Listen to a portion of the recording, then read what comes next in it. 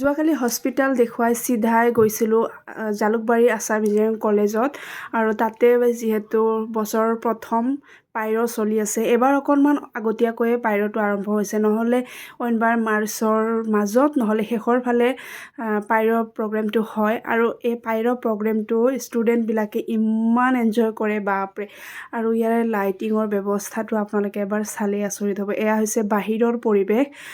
আজি যিহেতু যোৱাকালি আছিলে 3 নম্বৰ দিন মানে লাষ্ট ডে আৰু সেয়েহে ভাবিলোঁ শেষ হোৱাৰ আগতে এবাৰ গৈ চাই আহোঁ, ছোৱালীকো দেখুৱাওঁ। আৰু যিখন ষ্টেজ বনাইছে প্ৰগ্ৰেম কৰাৰ কাৰণে আচৰিত। আপোনালোকে কোনোবাই বাৰু কেতিয়াবা আহিছেনে নাই এই আছাম ইঞ্জিনিয়াৰিং কলেজৰ যিখন পাইৰ প্ৰগ্ৰেম হয় আৰু ইয়াতে বহুত ধৰণৰ ষ্টল লগাইছে, বহুত ধৰণৰ দোকান চলি আছে আৰু এয়া দেখিছেনে ষ্টেজখনৰ কি লাইটিঙৰ ব্যৱস্থা, যি লাইটিং পূৰা চাৰিওফালে ঘূৰি থাকে। আৰু এইফালে এখন দোকানত আহি দেখিলোঁ ৰুটি বনাই আছে, অকণমান ভিডিঅ' হিচাপে ৰাখি দিলোঁ, দেখি কিবা এটাই ভাল লাগি গ'ল। আহিলোঁ পিজ্জা দোকানত আৰু ছোৱালীয়ে পিজ্জা খাম বুলি কোৱাই অলপ বহিলোঁ আৰু তাতে ডমিন'জৰ পৰা এটা কেক খাবলৈ দিলে। আৰু এইফালে দেখিছেনে পৰ্ক, গোটেই দোকানবিলাকতে পৰ্ক এনেকৈ সজাই ৰাখিছে। ইমান বেছি গোন্ধ ওলাই আছিল সঁচাকৈ ৰাইজ, মানে মোৰ নাক চাক একদম বন্ধ কৰি ৰাখিছিলোঁ।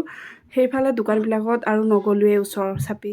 আৰু যিবিলাক ষ্টুডেণ্ট আছে, ষ্টুডেণ্টৰ ড্ৰেছ পাতি কি চাব বাপৰে, আমাৰ দেখিলে লাগে যে তাতে গৈ নিজৰে এনেকুৱা লাগিছে যেন আমি যে কিবা গাঁৱলীয়া ভূত আৰু মানে কিবা চুইজাৰ মাৰি গৈছোঁ, একেবাৰে উন্না চুন্না লৈ গৈছোঁ, তেনেকুৱা এটা ফিল হৈছে। দেখি ভাল লাগিল, যিহেতু লাষ্ট ডে আছিল, প্ৰগ্ৰেমো বহুত ধুনীয়াকৈ চলিছে। আৰু এইফালে এখন পিজ্জা লৈ ঘৰলৈ বুলি উভতিলোঁ আৰু ছোৱালী নিজেহে মানে গোটেইখিনি মানে চাব, গোটেইখিনি মানে নিজেই খুলিব আৰু সকলোৱে ভগাই কেনে খালোঁ।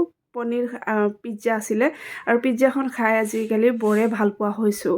আৰু প্ৰগ্ৰেমটো চাই কেনেকুৱা পালে জনাব।